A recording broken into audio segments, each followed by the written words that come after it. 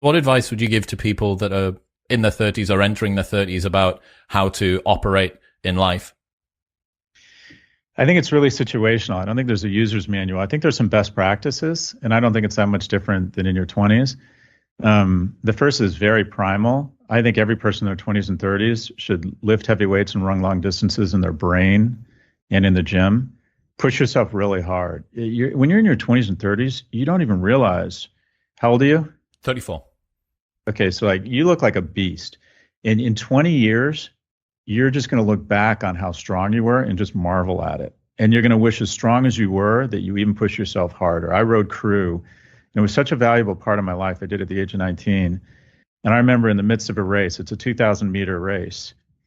And I remember not being able to feel my legs, starting to black out and having to concentrate on not blacking out from exhaustion. And the oxygen or the air going down my esophagus was on fire. Tastes like blood and metal in your throat, yeah. And that was at 800 meters, and you'd go 2,000. And that ability, just when you think you can't take any more, that means you're about a third of the way to your limits as a human, as a species. Learning that as a young man or woman is a blessing, because what it means is you have the confidence that when things are hard, physically, emotionally, mentally, you realize, oh my God, I could take so much more and still be fine. And when I worked, my first job was at Morgan Stanley, an investment bank. And I was undereducated relative to my peer group, not because I didn't go to a great school. I went to UCLA, but I spent the majority of my 5 years there making bongs out of household items and watching Planet of the Apes. So I wasn't as skilled as my peer group. So I decided every Tuesday morning I was going to come into work and I wasn't going to leave till Wednesday night. And I'm like, I can do that. I'm physically really strong. I'm mentally really strong. And it sent a signal to the rest of the organization that I came to play. Develop that kind of grit and strength emotionally, physically, and intellectually in your 20s and 30s. You're capable of it. You're just going to look back on that era and be like, just marvel at how out of fucking control strong you are, both mentally and physically. 2, get to a city if you can. And that sounds very practical or rote, but you'd rather be good in a big city than great in a small city. Before you collect dogs and kids, being in a city is like playing tennis with Roger Federer or Nadal. When you play with people much better than you, your game gets much better. You're playing against the best when you're in a city. Create as many opportunities to find a mate. Now, what do I mean by that? Get out as often as possible, accept invitations, force yourself to go out, force yourself to meet strangers, develop the skills. Start whenever you're waiting in line at Starbucks, talk to the person in front of you, talk to the person behind you. Develop the skills to begin opening and establishing relationships. And it's uncomfortable, and it means getting used to rejection. And by the way, the only thing I can guarantee you in life is rejection. And the only thing I can guarantee a lot of, if you want to be successful, is a shit ton of rejection. Being an entrepreneur just means you're willing to take out a big spoon and eat shit all the time. Talking people into working for you, talking clients into to engaging you, talking investors into investing, and having 90+% of them saying no. And the same is true with successful mating. The most important decision you'll make in your 20s and 30s isn't where you live, where you work, what industry you go into. It's who you decide to partner with, specifically who you decide to ultimately have kids with. And I have close friends who are monstrously successful by every external metric, and they don't have great lives because they don't have real partners in their spouses. And I have other friends who struggle economically, and it's hard, but everything's a little easier for them because they have a real partner. And the way you punch above your weight class and find a great mate, emotionally, intellectually, from a value standpoint, sexually, is you give yourself as many opportunities as possible.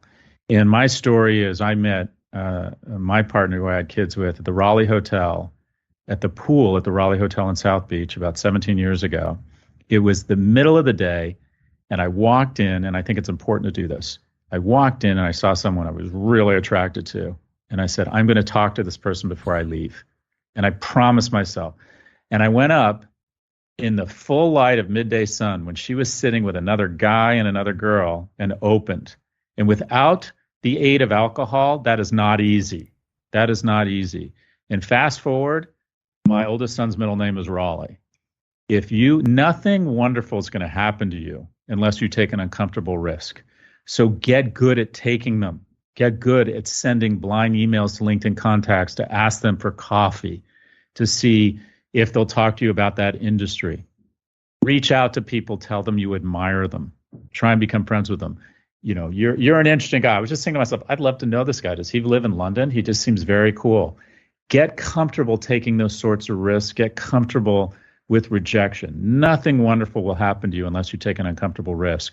The most important thing you can find in your life in your 20s and 30s is something that you're good at so that you can start building a base around economic security. But the real key is to find a great partner. And that is going to be a function of liquidity. How many great partners, potential great partners you approach. And unfortunately, the far left, of which I'm a part, has counseled men that if you start talking to a woman at work and you express any sort of interest, it means you're toxic. No, it doesn't. If you don't know the difference between expressing interest and having coffee with someone and harassing them, you've got much bigger problems. A third of relationships begin at work. I'm not suggesting anyone should ever abuse their power. I'm not suggesting you shouldn't be very careful that you're ever leveraging power, making anyone uncomfortable. But for God's sakes, go up and talk to strangers. There's nothing wrong with that. And if you approach a strange woman and try and get a conversation going, and she's not interested, you're both going to be fine. You're both going to be fine. And what I see is a generation of men who don't take care of themselves physically and become so isolated that the idea of talking to a strange woman is so alien and uncomfortable to them. They'd just rather stay home and do something else. And I don't want to stereotype all introverts as leading to bad places. That's not true at all. But the majority of men you talk to, they want to be financially successful and they want to have a great partner at some point.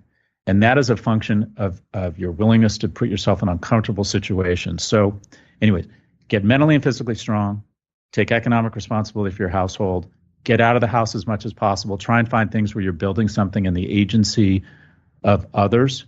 I don't care. Every day you should be around strangers. Every day. I don't care if it's work. I don't care if it's church. I don't care if it's nonprofit, a softball league, the gym, classes, whatever it is. You need to be around a massive number of strangers and finding reasons to have bump off of them and find economic and personal and platonic opportunities as often as possible. We are a social species. Get to a city, get around a lot of people, get out there every day, start making money, and become really strong. You should be able to walk into any room at your age and think, if shit got real, I can kill and eat everybody or outrun them. One or the other. Now I'm at the point where I can do neither. I'm not strong and my knees are going. But anyways, at your age, it should be one or both. You could pay someone to kill everybody or come and there you go. That would be your solution. There you go. Yeah. What's happening, people? If you enjoyed that, then press here for the full unedited episode. And don't forget to subscribe. Peace.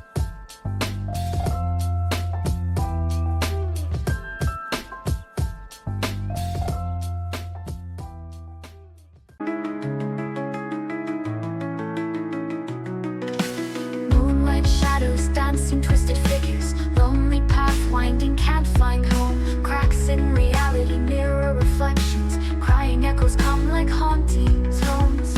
Synthetic waves, crashing waves, tidal voices harmonize what never was found. Darkness consumes, but we search for dawn in the silence, echoes swirling all around. I see nothing, blind to the light. Fingers clutch at air, holding emptiness. Spinning in circles, can't break free. Haunting melodies, wrapping dreams in still. A flicker of light, a distant fading spark. A whispered promise tearing through the dark. Voices rising, chorus, a fragile, hopeful plea. Can we break the chains or are we eternally?